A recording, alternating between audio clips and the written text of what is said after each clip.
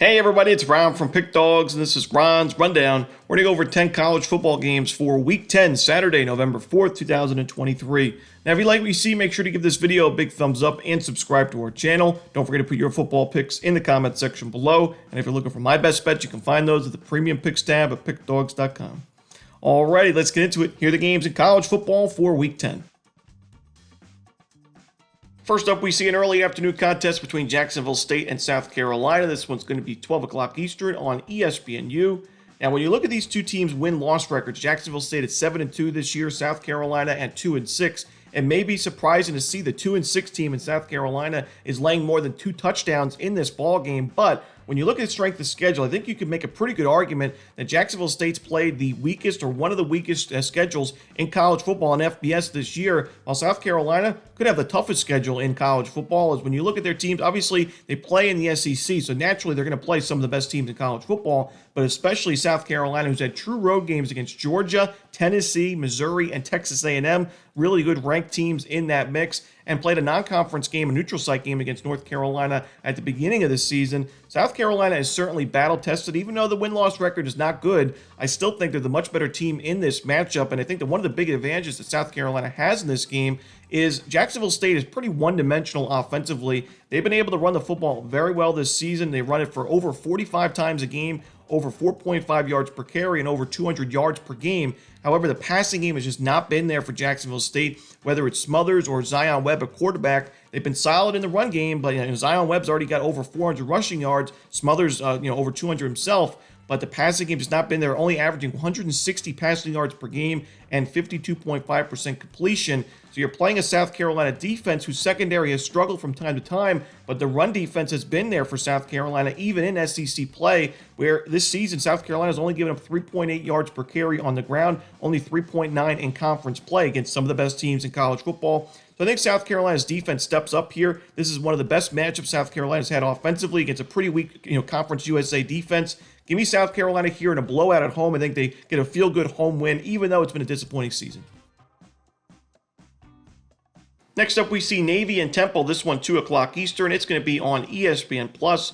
Navy's laying 6.5 points. It makes sense as, they are the better team. They have the better record, but Navy, I just wouldn't want to lay points with this Navy team right now, especially on the road where Navy's only scoring 14 points per game. The offense has been far worse on the road. Even the defense has not been as good on the road as it has been at home in terms of points per game given up and yards per game. And, Temple's actually been one of those teams that's played the triple option really tough. In fact, the last 4 matchups, Temple's given up less than 300 yards to Navy in this season series. And going back to 1997, Temple is 9-5-1 against the spread in this series. Stan Drayton's his second-year head coach, so last year he faced Navy for the first time. Played pretty well against that triple option. He only gave up 224 total yards in that ball game.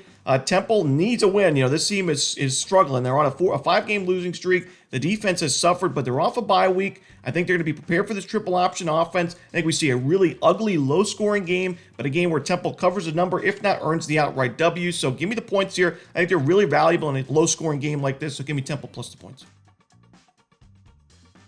Next up, we see one of the biggest college football rivalries out there. It's Bedlam, Oklahoma and Oklahoma State. This one, 3:30 Eastern on ABC. Now, Oklahoma, the Sooners, they're the favorite on the road here, but they've been really strong on the road against the number in this series. And in fact, these teams play every single season. They alternate who the home team is every year, but Oklahoma has covered in every single road game in this series since 2011. And the home team is 3-8 against the number in the last 11 meetings between these teams. So the Sooners have been strong ATS, and I think we're getting value with them here because of the recent performances from both of these teams. Oklahoma State's on a 4-game win streak. It looks like they're unstoppable right now. Oklahoma just lost its first game to Kansas, 38-33. But I still think the Sooners are the better team on both sides of the ball. This is one of the tougher defenses Oklahoma State's faced this year. Certainly offenses they face as well, as Oklahoma right now scoring 42 points per game and 490 yards per game. I think Oklahoma is a much better team, and because of the last week's loss, the upset loss to Kansas, we're getting an excellent price with the Sooners. They've been super strong against the spread in this series. The road team's been super strong. Give me Oklahoma laying the points on the road. Next up, we go to the Big Ten as Iowa takes on Northwestern. This one, 3:30 Eastern. It's going to be on Peacock, and this is a neutral site game at Wrigley Field in Chicago. And, Northwestern's coming off a big-time upset win against Maryland, 33-27. A huge win for this program, who's in the middle of a rebuilding year. But Northwestern, we saw earlier this season, pull off a nice upset against Minnesota, 37-34 at the beginning of conference play. They followed that game up with an absolute letdown spot against Penn State, 41-13 loss, only 175 total yards in that game against one of the better defenses in the conference. But Iowa's also one of the best defenses in the conference and in college football. I think Iowa's defense wins today. I think they have a huge defensive advantage, but also special teams, which should give Iowa a lot of good short field position opportunities. Should be enough for their offense to do just enough to cover this spread. It's a low total, and it's always concerning laying points with Iowa with how bad their offense has been. But I really do think that defense may have a score themselves, and we've seen a few pick sixes this year from Iowa. Wouldn't be surprised to see it in a game like this. I expect a low scoring game, so I lean towards the under, but I do think Iowa wins this game and covers the number. So give me the Hawkeyes laying the points at the neutral site. Next up, we see an SEC matchup between Auburn and Vanderbilt. This one's going to be 4 o'clock Eastern on SEC Network. We just talked about a game with Iowa, a team that we don't trust offensively, but the defense and special teams is so good that in a matchup against one of the weaker teams in the Big Ten like Northwestern, I don't mind laying less than a touchdown with the Hawkeyes in a neutral site game, but Auburn laying double digits on the road against Vanderbilt, I can't get there with this Auburn offense, only scoring 14 points per game on the road, and that includes a road game against LSU, who we know has been one of the worst defensive teams in college football, only scoring 19 points per game in conference play.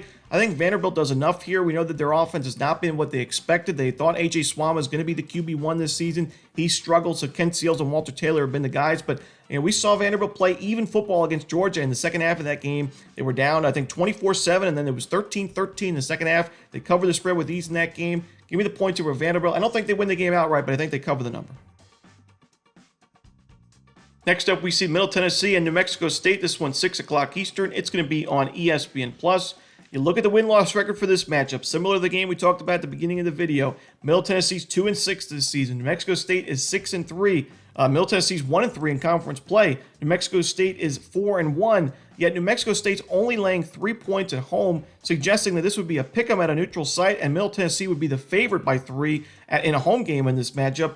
And you wonder why, but you look at the strength of schedule. New Mexico State, both these teams play in the Conference USA, so you cancel out those games. But in non-conference action, New Mexico State played 2 of the weakest teams in FBS in Hawaii and UMass, and they played an FCS opponent in Western Illinois, while Middle Tennessee also played an FCS team in Murray State. They also opened the season with a game at Tuscaloosa against Alabama, and then at Missouri, only losing by 4 points to Missouri, 23-19. So Middle Tennessee is much more battle-tested, in my opinion. They're playing their best football of the season, taking down Louisiana Tech 31-23, and then playing really close against Liberty, the best team in the conference, 42-35, putting up over 400 yards on that Liberty defense. I think Middle Tennessee is actually the better team in this matchup, despite the win-loss record. I think we see Middle Tennessee win this game outright, so I'll take the points with the Blue Raiders on the road.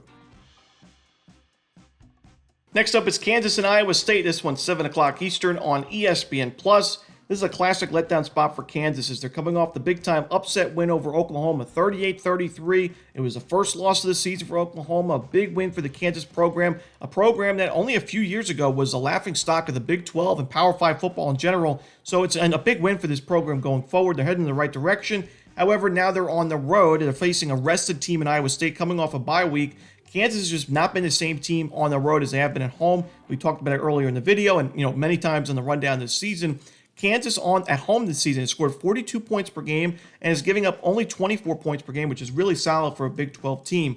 On the road in the 3 true road games, 26 points per game offensively, 34 points given up per game defensively, and almost 500 yards per game given up as well.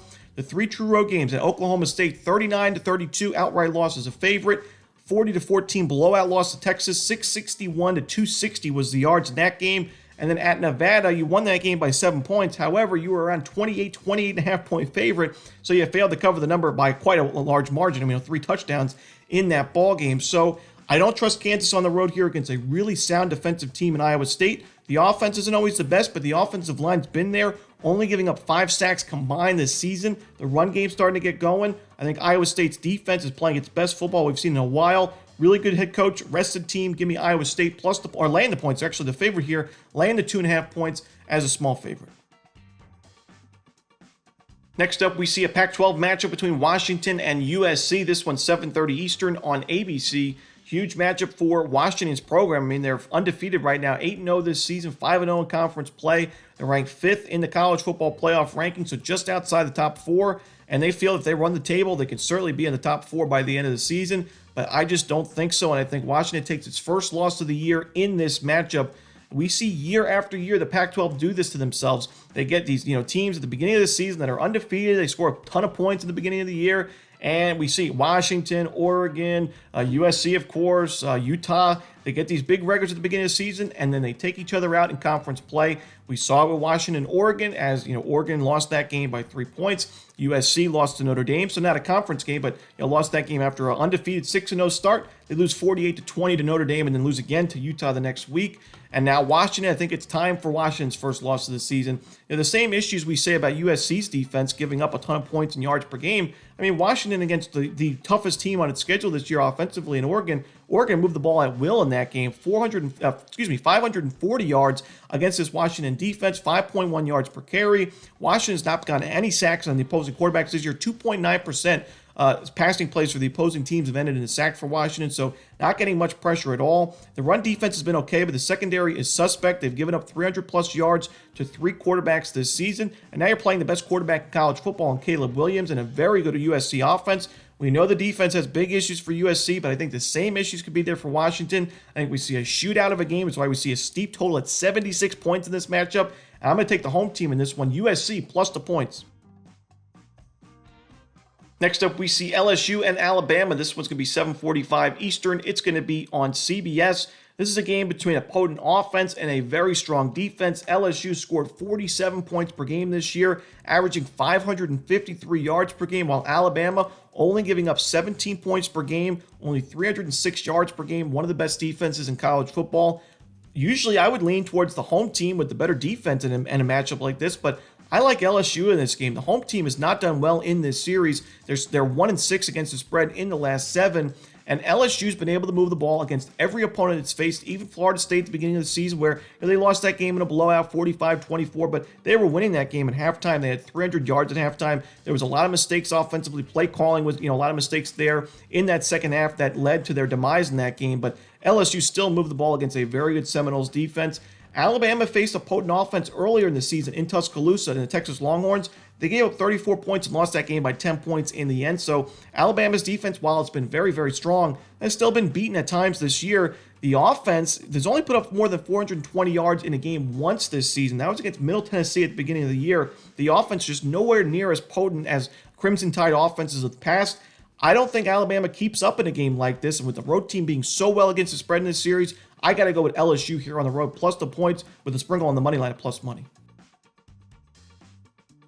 And the final game we're to talk about for Saturday's card in college football, it's Miami and NC State. This one, 8 o'clock Eastern on the ACC Network. This is a classic letdown spot, again, for NC State, who's coming off an upset win over Clemson, 24-17. In that win, though, NC State only put up 202 yards, only had 9 first downs in that ballgame. It was really special teams and defense that led to NC State's outright win. But against Miami, a team that is better than them defensively by far, I think Miami's one of the better defensive teams in Power 5 football this year. And a Miami offense that certainly had its struggles recently, but is a lot better than what we've seen in the last couple of weeks. I think this is a really good breakout spot for Miami, laying less than a touchdown. If this game was played at the beginning of conference play, Miami, I think, would be a double-digit favorite, so we're getting good line value here. Tyler Van Dyke had one of his worst games of his college career last week, but I think he bounces back. The Miami run game should get going behind one of the best offensive lines in college football. Give me Miami laying the points, getting a really good price with the Canes on the road. And that's Week 10 in college football. Hope you enjoyed this video. If you did, don't forget to hit that like button and subscribe. And don't forget to put your college football picks in the comment section below. Again, if you're looking for my best bets, you can find those at Pick Dawgz Premium. As always, this is Romanelli. Good luck.